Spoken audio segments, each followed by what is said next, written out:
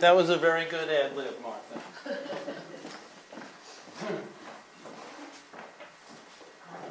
people straighten up office. You needn't have worried. Had you not gone heavy, figuring I would go light, I was perfectly ready to go heavy, and if you had gone light, so very good job. This is a match. I can take it either way. It's a pleasure, by the way, in general, I find getting introduced by ethical culture. They're really, I don't know if it's that their standards are low here. Their standards are low.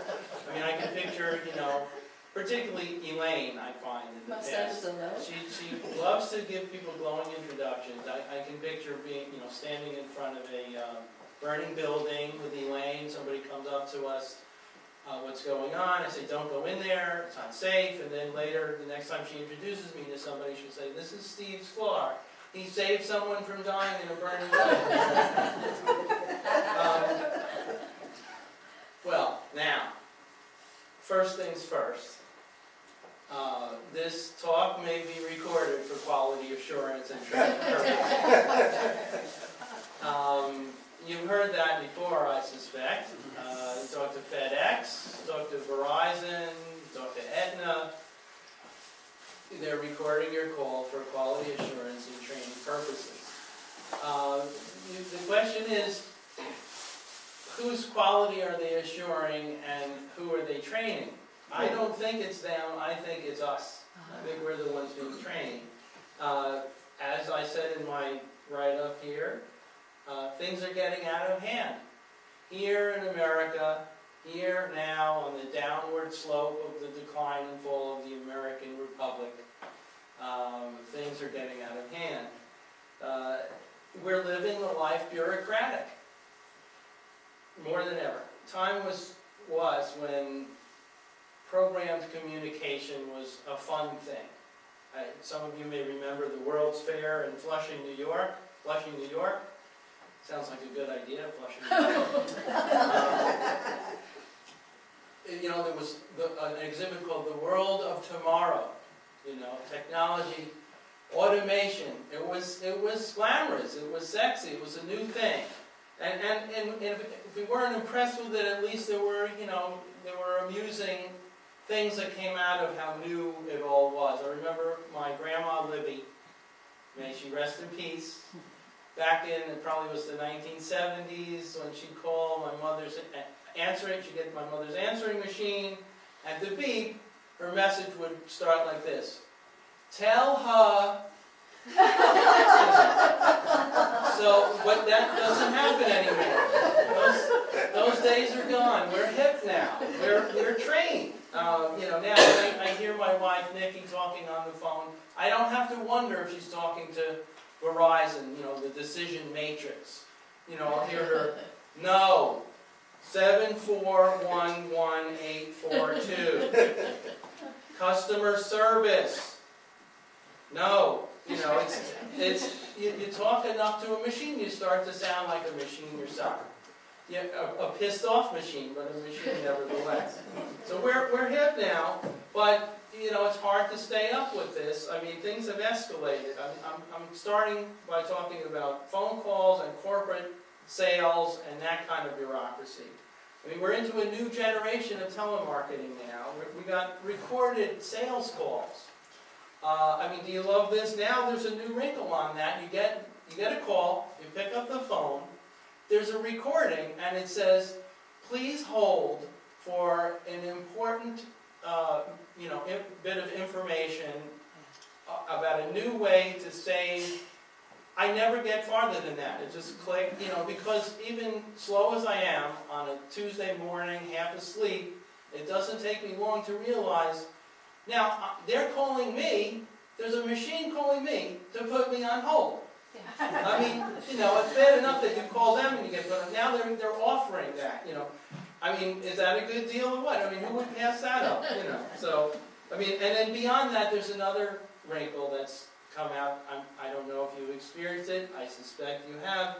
I call it the fake authentic live recording. This is a call, it comes in, if you answer, it hangs up on you automatically, because they want your answering machine. And why do they want your answering machine? So that, when the call comes in and your machine picks up, you hear they've got an actor who's really, putting something into it to sound like he's not a record. It's not recorded. Of course, it is recorded. And he'll go like, stammering and stuff. Hi, gee, this is Chet. Sorry, I must have missed you. Anyway, I was just calling because we're going to be in your area. And, so, he does a pretty good job at it. They got people, putting that into it. But, it's really not going to work. You're not fooled, let's face it. For one thing, you don't actually know any Chet. And for another thing, if you did, some long-lost high school classmate named Chet, would he really be calling you to sell you roofing? Let's face it, it's not going to work. My theory is that they don't go far enough, ironically, with this.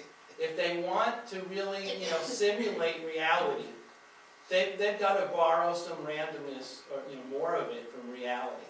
The stammering sound. I think the way, if they really were serious about this, they should have the guy like hung over. He's like, you hear him. He spills coffee on himself. He screams. There's a crash, and he's like, oh God, what was I calling you about? Oh yeah, roofing. I don't care. So I think the fact is they can either simulate a human being, or they can sell you something, but maybe they can't do both. Is my theory. But so this is another thing. Now, I thought when I was writing this up that was as far as things have gone with telemarketing, but actually now we're even into a new thing, which is that you can't actually get some of these mega corporations. You have to deal with them. You can't actually get them on the phone at all now. Some of them. eBay. Some people live and die by eBay. Correct me if I'm wrong, but I think it's difficult or impossible. You don't just pick up the phone and call eBay, or if that's not true, iTunes, Netflix. You're not able to talk to them. So if we've been through the era of your call is important to us, which is a prelude to being placed on hold. So apparently your call is important to us used to mean it's so important to us that we can't talk to you now. Now we're into your call is so important to us that we can't take it. So you know what this is? This is don't call us, we'll call you. If you put it together with the live, fake, authentic thing, putting you on hold, and the fact that you can't call them, we're now in a you laugh, but it's not funny. We're surrounded by don't call us, we'll call you. So that's, You're making me as uptight as I get when I'm on the phone getting handled that way. Yeah, okay. Now you're lucky if you get handled at all. So here's the thing. This call may be recorded for quality. By the way, if it's FedEx, don't talk to them. Whoever. That's right. Maybe we should all listen. Okay. So, here we are in an age where part of the problem that I'm talking about, this is kind of a spin-off of something deeper and more heavy, if you will, which is corporate combinations. It reminds me of the light shows that they used to put up on the backdrop behind 60s rock shows with blobs of color that are sort of running together. Our corporate landscape is corporations that are increasingly conglomerated. There's a movie called Terminator 3, if you remember, T3. The subtitle was The Rise of the Machines. We are living in the age of what I would call C3, the rise of the conglomerates. There was a cute poem that came out maybe in the 70s or 80s, takeoff on Jabberwocky. It listed a lot of publishing, book publishing companies. And it's kind of fun. I'll read it to you. This is how it went. "'Twas Potter and the Little Brown did Simon and Schuster in the Shaw. All Mosby were the Valentines and the Womraths McGraw. Beware Jovanovich, my son, the Knopfs that crown, the Platts that monk. Beware the Doubleday and shun the Grolier Wagnall funk. He took his Putnam sword in hand, long time the Harcourt grace he sought. So rested he by the crowel tree and stood a while in thought. And as in Harper thought he stood, Jovanovich with eyes of flame came Houghton Mifflin through the wood, and Bowkert as it came. Dod mead, and from his steed his Dutton sword went Kennicott. He left it dead, and with its head he went quadrangling back. And hast thou slain Jovanovich? Come to my arms, my bantam boy. O Stein and Day, Giroux, Mackay, Scribner did his joy. 'Twas Potter and the Little Brown did Simon and Schuster in the Shaw. Old Mosby were the Valentines and the Womraths McGraw. Okay, now that was in around the 1970s. Here we are, 2013. I did a little research to see if I was right, suspecting that there are only a few players left in the landscape, and a lot of these have been acquired by them. So here's how this poem would read today. 'Twas Random House, owned by Bertelsmann's, and the Little Brown, or I should say Time Warner, Hachette, Libra, did Viacom in the Shaw. All Rita Elsevier were the Random House and the Womraths McGraw. Beware Random House, my son, the Random House, that Random House, the Platts, that monk. Beware the World Almanac, and shun the Grolier, or I should say Scholastic World Almanac. He took his Putnam sword in hand, long time the Houghton Mifflin he sought. So rested he by the Harper and Row, Harper Collins, and stood a while in thought. And as in Harper Collins thought he stood, Harcourt braced Jovanovich, Houghton Mifflin with eyes of flame, came Houghton Mifflin through the wood and backward as it came. It goes on like that. The landscape is, to a large extent now, Random House, Harper Collins, and a couple of other big publishing companies. The point I'm making here, because I don't know what to do about this is the trend of the times, and it has been for a while, is what is the effect on our quality of life of these ongoing, concentrations of corporations into larger and larger corporations? I think it's not good. If you take publishing, if the buyers at Random House or a couple of other mega companies now, or the editors, don't think your manuscript is worthy, if a Moby Dick were to come to light today, we heard years ago at the Red Loaf Writers Conference, a publisher saying, they would certainly look at it and say, well, let's see, it's got a little bit of biblical reference, there's some encyclopedic stuff, there's a little Shakespeare, what is it about? It's a long book, there's no way the thing would ever get published. Why do we see, and the same thing on the book selling side. How many companies are really dominating? Barnes & Noble and Borders. Take hardware. Home Depot, maybe Lowe's. You can go on and on. Phone companies, Verizon. Is there another one? Maybe Sprint, maybe. So the landscape, which used to be dotted with, basically Main Street in our towns, downtown in our cities, where you used to have them, it's now disappearing are the local bookstore, the local hardware store, and if the management at the mega companies that have replaced them doesn't want to stock your item, or, publish anything other than, Danielle Steele or John Grisham. This is why you see that the proliferation of that on the bestseller lists. You're out of luck. A little while ago, what inspired me to give this talk is I got fed up with FedEx. For 14 years, I was a good, steady FedEx customer. I have a small business. I run a law firm. It's essentially a solo practice.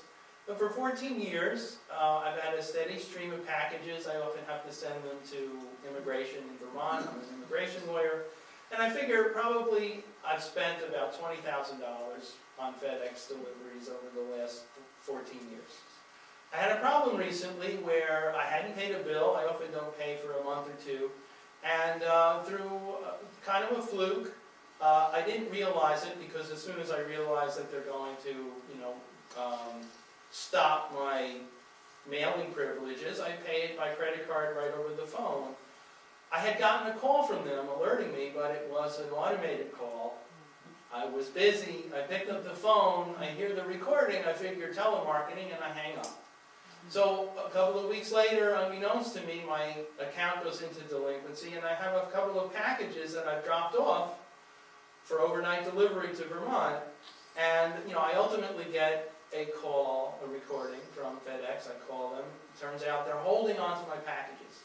Turns out I was lucky, because in the cases that were involved in these mailings, it was not a strict deadline. But often there is. Often, if it doesn't get there overnight, I'm screwed. My client's screwed. So I was really kind of livid, and I called up customer service, and I got somebody on the phone. And I don't even know what it was that they could have told me that would have cheered me up, but I basically said to them, look, I'm a steady customer. I'm good for, business. You're my go-to carrier. You got to do better than this. I should have gotten something, whatever. And the woman on the phone said, I'm sorry. And, normally that's good, but I read it in my rage or my anxiety, as a scripted I'm sorry, the kind that you get from a corporation, not a real human I'm sorry. And I said to her, strangely, that doesn't satisfy me. I want someone to call me. I think eventually I got a call from somebody who said, what's the problem? And I said, I just, I wish you wouldn't have done this, because it caught me blindsided, and had this been an important case, that would have been a disaster. We got to do something different. She said, I'm sorry. I said, I'm sorry isn't good enough. I kid you not, there was a pause, and she said, I apologize. So, I said, I'm going to take my business out. I'm going to go to UPS, I think. I'm sorry, she said. I'm sorry. So that was it. I said goodbye to FedEx. Now, in my credenza in my office, there's a bunch of mailers from UPS. My FedEx mailers have been relegated to a file cabinet. Instead of the old purple and sort of reddish-orange FedEx envelopes, I now have the brown and yellow and white UPS things. But, the problem is, I didn't really, get satisfaction ultimately, because called UPS, and they're smart actually. In order to open a business account, you have to give them a credit card, and they take the payment automatically out of your credit card. So I'm not going to be able to go into delinquency, which is actually good. But UPS, I called them, and frankly, FedEx had better customer service, because UPS, people aren't trained, they don't seem to know the system, and so the point is that when there are fewer and fewer places to turn, and these corporations have taken on, they basically have the power of, greater power than some countries in the world. You've got a bureaucracy there, and you're no longer able to do what you could do before, which is to take your ball and go elsewhere, take your ball and go home. Now there's no home to go to. They've kept you don't have the ball, they've taken your ball. The metaphor just breaks down, So, this is the problem with quality of life as things have gotten out of hand. Now, I decided to do this talk fully intending to give a humorous talk. I had been watching this wonderful British comedian on YouTube, Stuart Lee. He's lovely. I figured, all right, let me try to, instead of being, somewhat amusing maybe and talking about immigration or whatever, let me try to, bureaucracy, FedEx got me going. I said, I can do this, people are going to laugh. It's a rich vein. So as I'm preparing it, I realized this is turning into a rant. My son, and I know that because my son Noah, teenage son Noah, frequently at the dinner table, I'll be, innocently talking about something, and he'll go, "Dad, you're ranting." And I'm like, "No, what are you talking about?" Like I would rant, "Dad," So I know, I can hear his voice as I'm talking. I think, this has some rant-like elements. So, just a little confession of lack of control. So, talking about bureaucracy, the definition of bureaucracy, there are two good ones. One is rule by bureau, government by bureau, meaning a government office or department. That's one meaning, and that's a good meaning. There's also another one, rigid adherence to administrative routine. That was in Funk and Wagnalls, later taken over by hardcore great. Okay. Rigid adherence to administrative routine. That works here. And before I get back to lamenting that and ultimately talking about what, if anything, can we do about it, let me pause for just briefly, because this is too upbeat, to consider there are good aspects to bureaucracy. When the railroads came in and revolutionized transportation in this country, without bureaucracy or fairly rigid adherence to administrative routine, the trains probably wouldn't run on time, and FedEx probably wouldn't be able to handle pretty well, except for their billing practices, overnight deliveries all over the world. They track it. So there is value, let's face it, to some bureaucracy, but somehow it's the negative aspects that I think we notice and live with, and we notice that we're living with it. Traditionally, bureaucracy in its worst form we associate with government.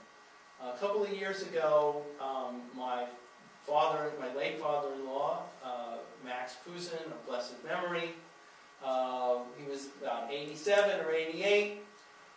He had to renew his driver's license. So motor vehicles, classic government bureaucratic agency. He went with my sister-in-law Rusty. They went to motor vehicles, and they had a problem. It seems that the ID, the identification that he gave them was, his Army discharge papers. World War II Army discharge papers, Max Nathaniel Pouzin. Okay? And his license, Max N. Pouzin. Okay? So, and I should also add that at that time, there were about maybe four Pouzins in the world, two of them being Max and my wife. Okay? This is the problem. This guy he's been driving for 60 years. He's been renewing his license since before the Truman administration. And what is their problem? Their problem is, how do we know it's the same guy? Max Nathaniel Pouzin, Max N. Pouzin. Okay? So we got a problem here. The problem was solved pretty quickly. As Rusty tells it, she got so angry that when they saw the whites completely around her eye, they decided to change their position and take a chance on Max and Pouzin. So, but this was the classic bureaucratic experience for years, and now it's really been either joined or maybe overtaken as far as frequency by our dealings with corporate life. I want to just take an aside here to admit, as I told this gentleman, that in the newsletter, where I basically fed to Elaine that I have, and Martha was nice enough to read, I have no particular expertise to give this talk, I realized that's actually a total lie, which, this is what people expect of lawyers, because I've been an immigration lawyer, for the better part of 19 years, and I'm dealing with one of the most bureaucratic set of agencies in the world, I think, with the USCIS, formerly known as INS, the monster agency formerly known as INS. I'm dealing with the Department of Labor sometimes, I'm dealing with the Department of State, and more importantly, I'm dealing with immigration where, when things break down, there's no agency in the world that can reach the level of incompetence that immigration can reach when they put their mind to it. No offense against anybody at immigration, and there are many who can be helpful and competent, but when they screw up, I used to joke to people, I used to work in film and video production, and there was a joke, there's a job description on a film, you see it in the credits, grip. This is a term left over from the circus. These are the big guys with the thick necks, neck size and waist size are the same, who schlep the big light stands and the sandbags and the heavy, lights and the equipment. And the test they used to say in film production to be a grip is they give you a bowling ball and they lock you in a room, and if you can lose it or break it in 30 minutes, you're a grip. Well, I tell people, with my new profession, that this could be, except for the strength component, this could certainly be a test for whether you should work in immigration. But, so I certainly am an expert. I'll give you two realms of example. One on the petty side of bureaucracy that I have to deal with.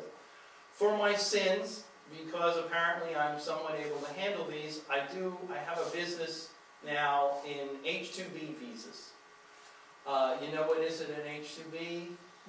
Okay, I'm surprised because everybody else I would think not, because there's no facial tics or anything in the room, and you look fairly sane, so I'm surprised you know what that is. It's a temporary seasonal visa that an employer can get to bring employees in to fill seasonal job openings that they can't get U.S. workers to fill. You have to put ads in the paper. You have to demonstrate there's no U.S. workers that want it, and you have to jump through an amazing amount of hoops. And if you do that, you get a lousy 10-month visa maximum, and then you have to do it all over again for the same people, even if they're returning the next year. And the system, in addition to a Byzantine series of regulations and timing marks that you have to jump through, is also, especially the Department of Labor, very hostile to these. You have this program, Congress passed it, we have these visas available. They really hate to approve them, no matter how solid the case is.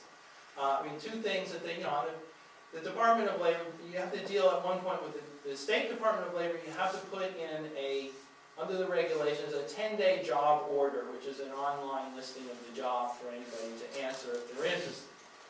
And you place that with the Department of Labor. A couple of years ago, New Jersey Department of Labor changed the 10-day requirement on their own to a 30-day requirement. Now you had to list it for 30 days. And with the timing restrictions of the process, that was really a hurdle. It could kill your case, maybe.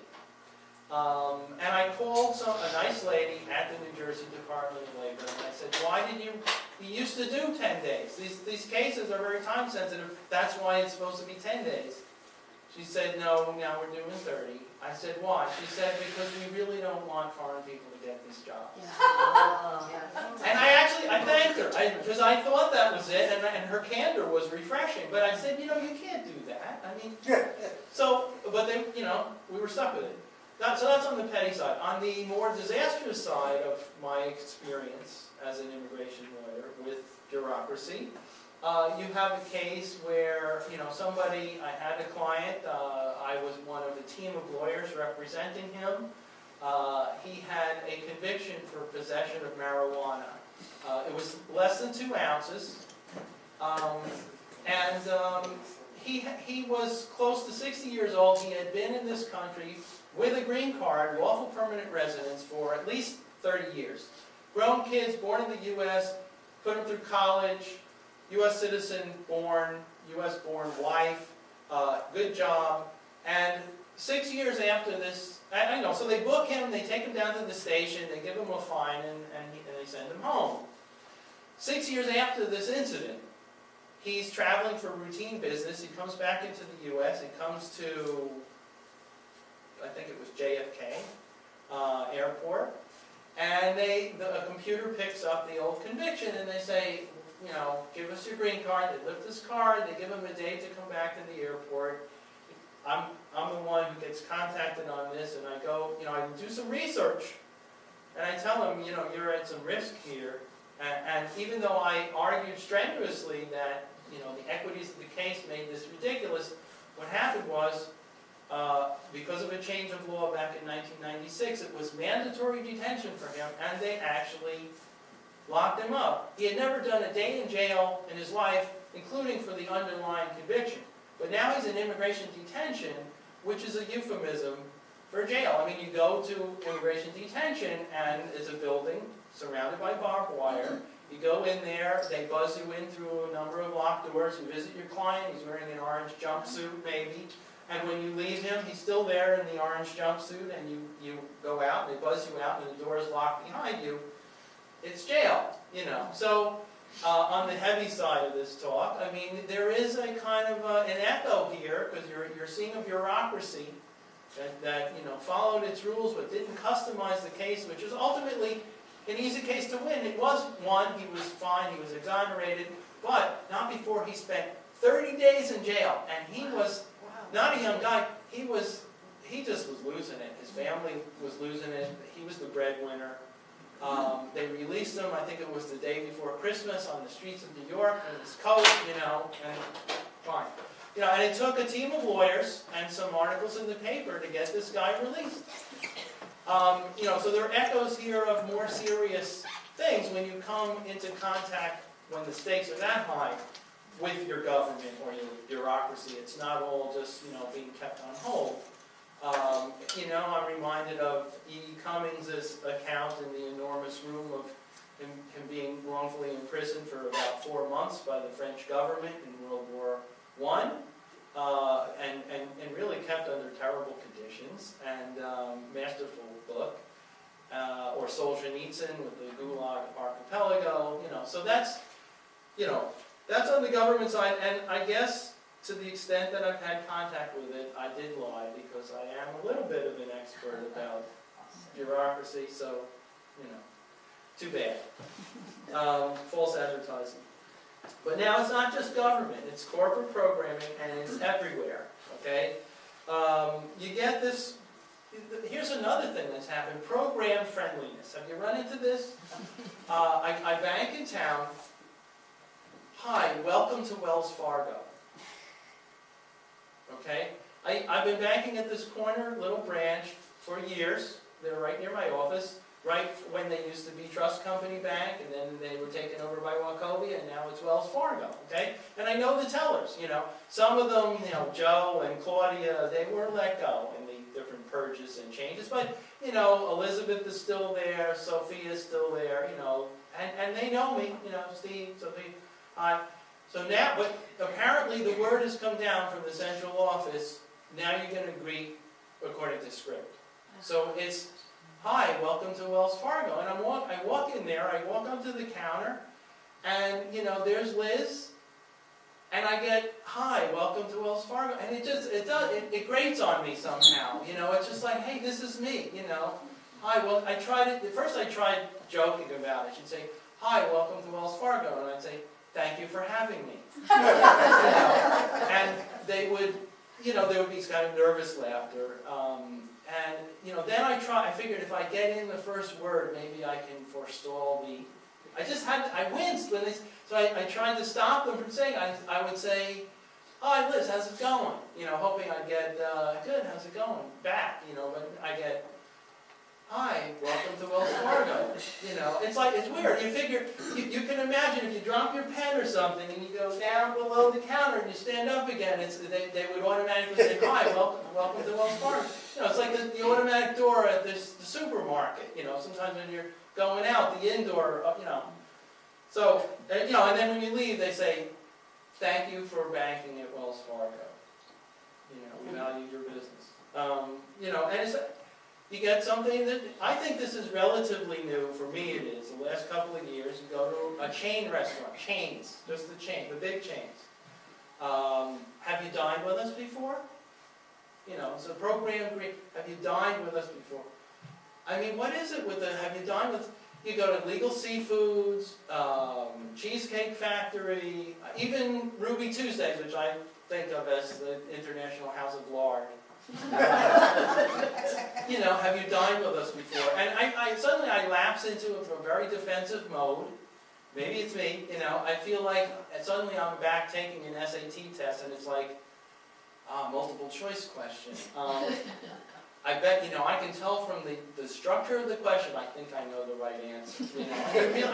I personally feel that no is the wrong answer. It's like, if you were the new guy in prison and the old timer comes up to you picking his teeth with a shiv and he says, first time in the joint, you just feel like that's the wrong answer. But it's interesting to consider what would happen if you do, you say, no, we've never been here before. And as a matter of fact, we've never eaten out in a restaurant, What would they do? You feel like what the waiter just would lapse into, going into, now I'm on commission, I can sell this guy anything, he's a newbie, Would you like the South African lobster, Try the Veuve Clicquot, we have a payment plan. Or do they, you say, no, we haven't been, would they yell over and back, hey, we got a new one here, everybody's going to stick their head out and peek at you, you feel like you're Dumbo the first time at the circus, So, programmed breeding. And so it's not just government, it's everywhere, it's corporate stuff, it has a negative effect on our quality of life, it's hard to customize your interactions with the marketplace, increasingly. So, finally we come to fighting back. How to retain our humanity when we're surrounded by the waters of, roboticism, and the waters are rising. What are we going to do, Well, I think there are some things we can do. First, I think it's important to recognize when there is a script, when you are being dealt with via script. Again, my sister-in-law, Rusty, had a momentary lapse and forgot there was a script.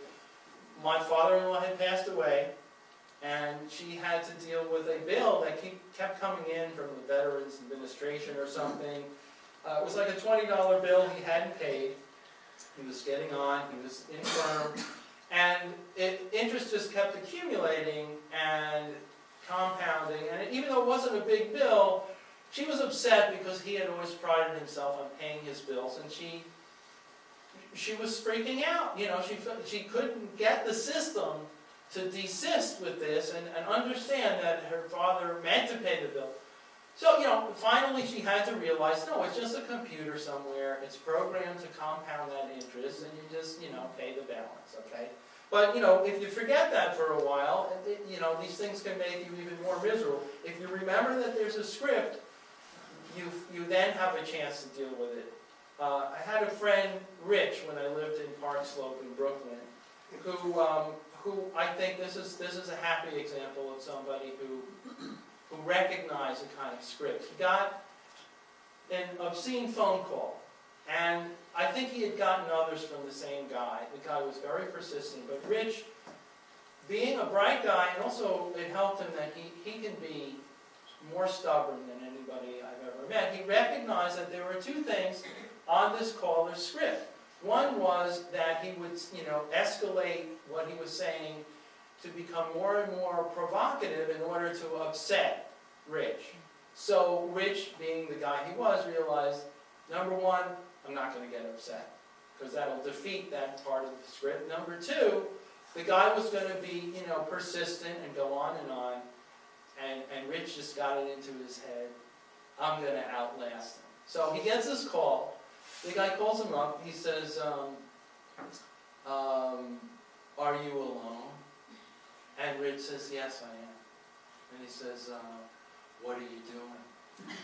And Rich says, I'm reading a book. It's a pretty good book, actually. And the guy says, is it a sexy book? And Rich says, well, it's The Ghost in the Machine. I really wouldn't call it sexy. It's kind of interesting, though. And the guy says, are you wearing any pants? And Rich says, yes, I am. And the man says, what kind of pants are you wearing? And this is what gets him. Rich says to him, I'm wearing, it's kind of like a nubbly blue corduroy. And then they hear a click. I mean, he just, the guy didn't stand a chance. So, here's another tactic that some people are using. I have mixed feelings about it. You can get your own robot. There's something called a soundboard, okay? If you go on YouTube, if you remember to do this, check it out. If you put into YouTube, Judge Judy prank call soundboard owns telemarketer. What you'll get is a 10-minute video. This guy recorded himself on the phone. He's been getting, repeat calls from a guy who's a bill collector. The calls are in error. I mean, they're calling him because somebody used to have the number that isn't even related to him, trying to collect a debt. So he makes up a soundboard. You can get them easily. What is it, a soundboard? A soundboard, it's basically a bunch of clips from like celebrities or TV shows or what have you that you can now access on your computer, and you can route it through your phone, and you can click on different, you can sort of play it like it's a musical instrument, dialing up different bits of the conversation depending on what's coming in. So you're simulating a live conversation. So he's got a soundboard of Judge Judy, okay, in one of her feistier shows. I guess she's always feisty. And the guy, he calls up and he says, is this so-and-so? And he hits, and not only does he do this, while he's doing it, he's like eating a pizza. I mean, he's really just casual and every now and then cracking up. And so he hits, and you hear Judge Judy, who apparently the caller didn't recognize her voice. She says, what is your name? Does your mother know you're here? And he says, well, ma'am, that I don't see what that has to do with it. Listen to me when I'm talking to you. And it goes back and forth, and he's trying to collect the debt, and the guy's just waiting every now and then, and like he gets another, has a sip of Coke, and he hits another button, and the guy's like saying, well, I don't see why you're bringing this up. And she says, did you listen to a word I'm saying? So, I think that rates us fighting back. I have mixed feelings about it, though, because I was the recipient of a prank call from the, I didn't know it was a prank call, so it really worked on me. It's called the You Kick My Dog prank. Luckily, before I lost too much, lifespan, figuring out, it put me in fear of litigation. So you get this call, and the caller says, you kicked my dog, or your daughter kicked my dog. And I'm like, what? And he says, yes, she kicked my dog. It was on the way to school. I'm going to sue you. And they're playing this thing, but I'm telling you, it sounds totally live because there's enough on the menu that even with non sequiturs, you have no idea that you're listening to a well-played recording. And I thought, oh my God. I said, what are you talking about? And finally I realized, I said, you must be crazy or something. And there was other things to deal with that. And then finally I hung up. And I was shaking. I felt attacked. I went on the internet. I had remembered, I wrote down while he was talking to me a couple of things. I put it, I did a Google search. Turns out I was the victim of the You Kick My Dog prank, which, I can imagine somewhere. In fact, it wouldn't shock me if it was maybe Gabe. I'm not saying,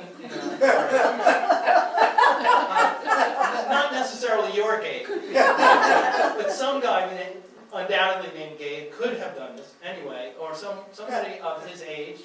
I don't think my son would do that, although I can imagine him laughing if he saw it on YouTube, because there are YouTubes of this. But, you know, it really bugged me. So I don't think that fighting back via automation is the best way for us to go, because we have enough of it already. That's part of our problem. I think the best kind of fighting back to me is impose some humanness in your interactions with the system, with the program, with the protocol. Impose a bit of personality. Years ago, my parents had a friend named Phil Rant. He used to work at an ad agency in New York, and the story came to me somehow. I think Phil might have told me, I'm not sure. Maybe my father did. One day there was a meeting, you know, in the ad agency, and the boss of the place, the guy who ran the place, said, Phil, we got a meeting in 5 minutes, you know, my office. Client's here, you know, so come on. And Phil said, well, it's time for my coffee break. And the guy said, no, come on, Phil, quit fooling around. And Phil, who could be a very charismatic guy, he said, no, you know how I am about my breaks. And he takes his hat and he puts it on, and he goes out, and he never comes back. Because I think it was just, you know, he didn't like to be at the beck and call or whatever. The time was up. You know, just a little moment, a little victory for our side there. Or, you know, here's another example. A couple of years back, in the Atlantic, a writer named Andrew Ward was writing about a fast food experience. Restaurants can treat children badly. The difference is that restaurants have lately taken to treating all of us, as I remember, with fond admiration. A tidy little man at the local Burger King, whom I overheard order a ham and cheese sandwich. I'm sorry, sir, the girl said, but we don't carry ham and cheese. All we got is what's on the board up there. Yes, I know, the man politely persisted, but I believe it is up there. See? The ham and cheese. The girl gaped at the menu board behind her. Oh, she finally exclaimed, you mean a yumbo? You want a yumbo? The ham and cheese, yes. It's called a yumbo, sir, the girl said. Now, do you want a yumbo or not? The man stiffened. Yes, thank you, he said through his teeth, the ham and cheese. Look, the girl shouted, I've got to have an order here. You're holding up the line. You want a yumbo, don't you? You want a yumbo. But the tidy man was not going to say it, and thus were they locked for a few more moments, until at last he stood very straight, put on his hat, and departed intact. So, a little backbone. You know, humor is a weapon in this fight. The company that's out there can't do fun. And it certainly can't do irony. And because of that, I think I have to read you part of E.B. White's classic Two Letters Both Open, which appeared in the New Yorker in 1951 and deserves to be enshrined as a memento of victory. The first letter, which I won't read you, he addresses to the dog licensing authorities up in Maine, who have accused him of harboring a dog without a license. He starts out by saying, if by harboring you mean getting up in the middle of the night to pull Minnie's sweater over her because she gets cold, I'm harboring all right, you know. So then he writes a companion one, which was also printed in the same piece, to the IRS. Apparently he's gotten a tax bill for $200 that was sent. To make this long story short, I am sorry about this non-payment, but you got to see the whole picture to understand it. Got to see my side of it. Of course I will forward the money if you haven't seized and sold the place in the meantime, because I'm threatening to do that. If you have, there are a couple of other things on my mind. In the barn, at the far end of the tie-ups, there is a goose sitting on eggs. She is a young goose, and I hope you can manage everything so as not to disturb her until she has brought off her goslings. I'll give you one if you want.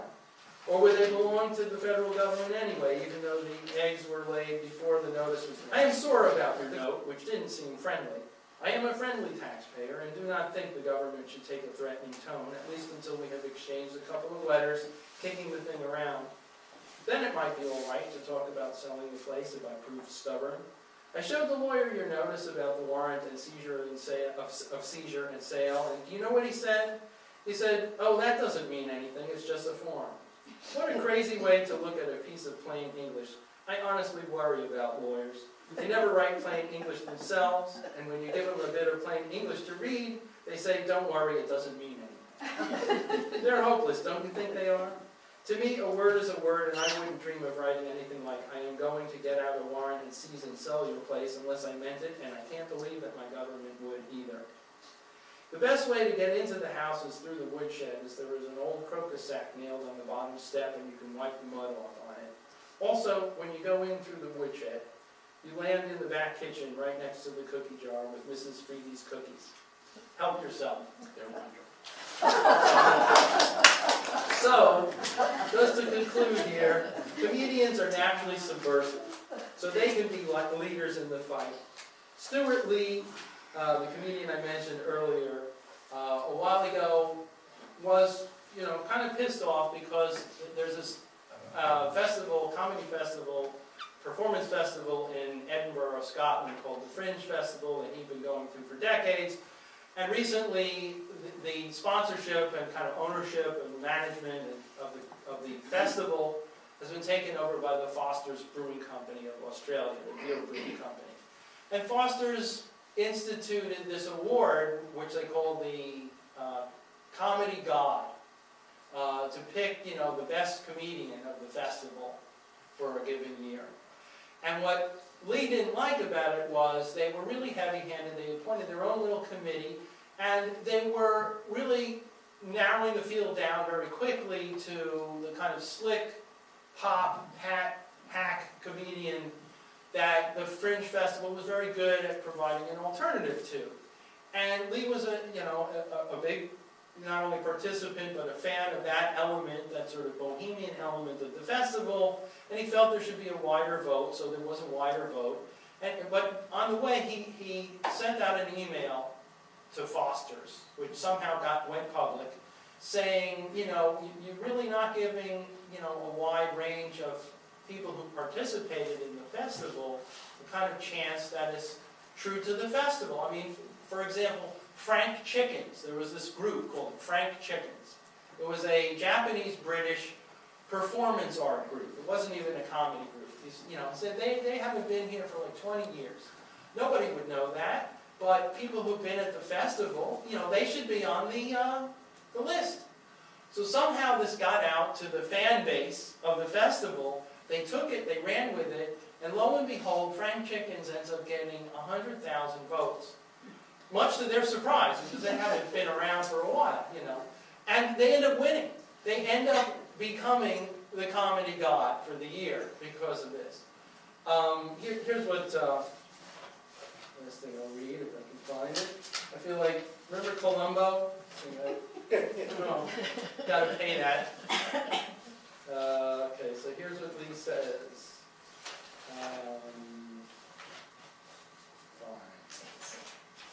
He says, in my email I chose at random Frank Chickens, the Japanese female performance art duo, as an example of possibly worthy winners who would not get a look in under this illogical and unfair voting system. And the Twitter world has adopted them as a cause. Then Lee states, but now they are leading the field, and it appears we should embrace them. If Frank Chickens become comedy gods, then Foster's will have been helped to actually sponsor some actual art, and fans of Foster's all over the world will be made aware of that wonderful, indefinable, mischievous, playful thing we call the spirit of the fringe. So, what do I come to, where my conclusion, what can we do to fight back, is the stories. These stories of victory. We need to honor and savor these victories. We need to give them a sacred spiritual place in our hearts. These stories, old and new, remind us that let the system wrap us up in never so much red tape. Humanity will out. And thank you for coming to Essex Ethical Culture.